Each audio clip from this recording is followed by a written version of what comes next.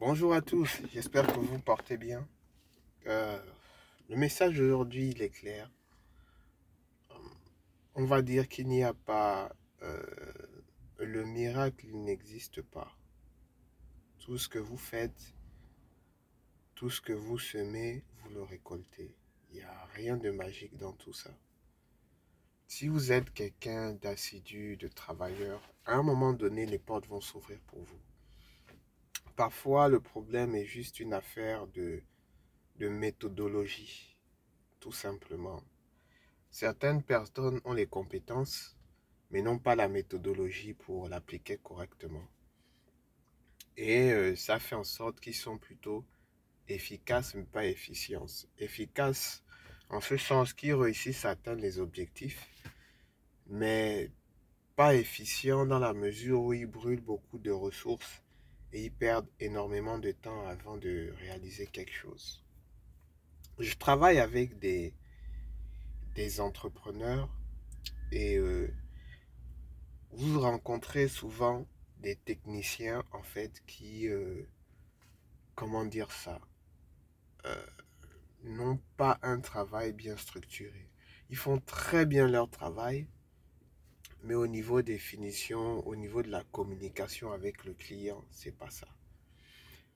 Je prends un exemple très simple. Moi, j'ai un de mes plombiers qui vient, il fait un travail. Il ne se rassure même pas que finalement la plomberie tient. Il ne met pas en place tous les tests.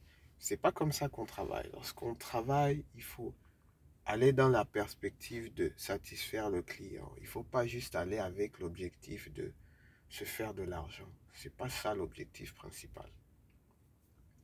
Donc, mon petit conseil, c'est euh, que l'on essaye dans nos activités entrepreneuriales de mettre énormément l'accent sur la satisfaction du client. Parce qu'un client satisfait, c'est un promoteur en puissance.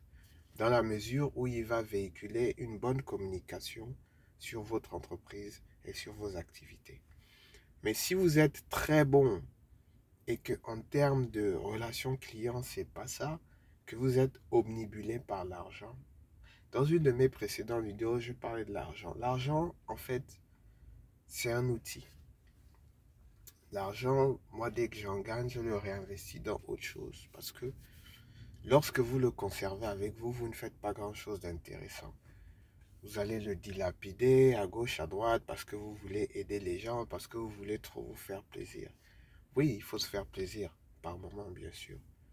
Mais dans la vie entrepreneuriale, une bonne partie de notre argent est réinvesti dans notre structure pour, en fait, faciliter sa croissance. Et ça, les gens n'arrivent pas à le comprendre.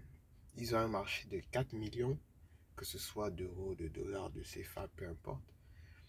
Et ils se disent qu'ils sont riches, alors qu'ils ne savent pas que les 3 prochains ou les 4 prochains mois, ils n'auront pas de marché conséquent. Donc il faut avoir une certaine rigueur financière, discipline financière, éducation financière dans la gestion de ses ressources. C'est important. Et ça, malheureusement, beaucoup de gens l'ignorent ou ne le respectent pas. Et ils se retrouvent dans des situations où vous ne comprenez pas que quelqu'un qui avait atteint son prime se retrouve complètement démuni. L'éducation financière. C'est très important.